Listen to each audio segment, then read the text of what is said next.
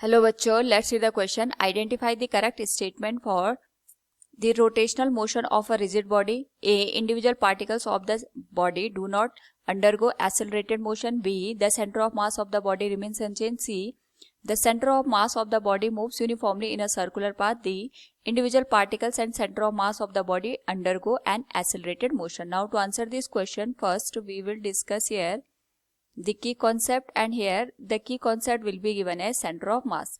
तो जो centre of मास होता है हमारे पास किसी भी ऑब्जेक्ट का या सिस्टम का, वो पॉइंट होता है जहां पे हमारे पास होल ऑब्जेक्ट का मास कंसंट्रेटेड होता है. सपोज ये सिस्टम है, ये n नंबर ऑफ पार्टिकल से मिलके बना है, हर एक का मास डिफरेंट होगा. और अगर हम यहाँ पे एक पॉइंट ऐसा कंसिडर करते हैं जहां पे होल बॉडी का मास कंसंट्रेटेड हो, उस पॉइंट को हम सेंटर ऑफ मास यहाँ पे कंसिडर करेंगे.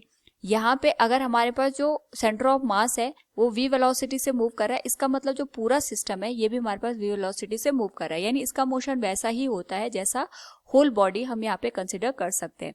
तो क्वेश्चन के अकॉर्डिंग हमारे पास यहाँ पे अगर कोई ऑब्जेक्ट रोटेशनल मोशन कर रहा है तो जो ऑप्शन के करस्पॉन्डिंग यहाँ पे करेक्ट स्टेटमेंट होगा वो हमें यहाँ पे सेलेक्ट करना है. तो सपोज यहाँ पे कोई ऑब्जेक्ट रोटेशनल मोशन कर रहा है, हम ये मान के चलते हैं ऑब्जेक्ट है, ये n नंबर ऑफ पार्टिकल से यहाँ पे मिलके बना हुआ है, क्योंकि हमने यहाँ पे ऐसा स्ट्रक्चर कंसिडर किया है तो जिसमें यहाँ पे n नंबर ऑफ पार्टिकल्स है जिनका मास डिफरेंट होगा.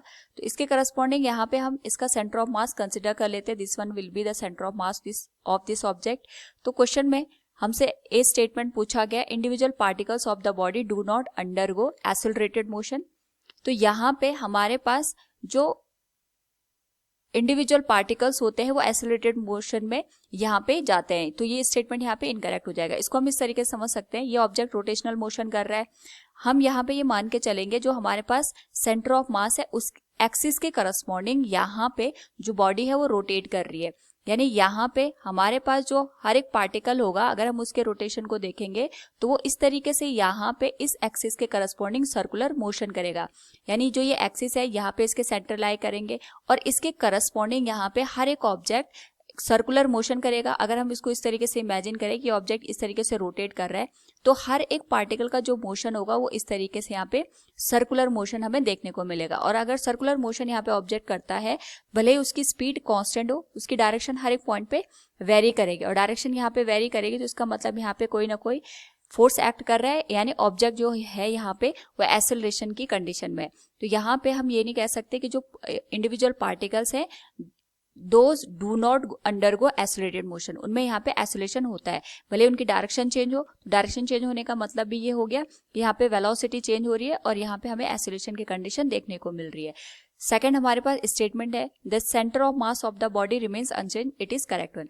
तो हमारे पास जो ऑब्जेक्ट यहाँ पे रोटेशनल मोशन करता है उसके करस्पॉन्डिंग जो सेंटर ऑफ मास की पोजीशन है उसमें कोई भी चेंजेस हमें देखने को नहीं मिलते हैं. तो यहाँ पे ऐसा नहीं होगा कि अगर ऑब्जेक्ट मोशन की कंडीशन में आ गया तो उसके जो सेंटर ऑफ मास है वो चेंज हो जाएगा. यहाँ पे रेस्ट की कंडीशन में हो चाहे यहाँ पे मोशन की कंडीशन में हो, उसके जो सेंटर ऑफ मास की पोजीशन होगी वो यहाँ पे कांस्टेंट रहेगी, क्योंकि हमने जो एक्सिस के करस्पॉन्डिंग यहाँ पे रोटेशन करवा रहे हैं वो उसके सेंटर ऑफ मास से ही पास हो रहा है. और जब एक्सिस ऑफ रोटेशन की हम बात करते हैं उसके करस्पॉन्डिंग यहाँ पे कोई भी मोशन हमें देखने को नहीं मिलता है. तो जो बी ऑप्शन होगा वो करेक्ट हो जाएगा. C is the centre of mass of the body moves uniform circular motion, it is incorrect one. जैसे अभी हमने यहाँ पे बी पॉइंट में डिस्कस किया था, हमारे पास जो सेंटर ऑफ मास है वो अनचेंज रहता है, तो जिस वजह से जो सी स्टेटमेंट हो जाएगा वो इनकरेक्ट हो जाएगा. And D is the individual particles and centre of mass of the body undergo N accelerated motion. तो इंडिविजुअल पार्टिकल में तो एक्सेलरेशन होता है लेकिन सेंटर ऑफ मास में यहाँ पे कोई भी एक्सेलरेशन नहीं होता है, उसकी जो पोजिशन रहती है वो अनचेंज रहती है. सो ये स्टेटमेंट भी इनकरेक्ट हो जाएगा. So from the given question we can say here option B will be the right answer. Hope all you understood it. Thank you and best of luck.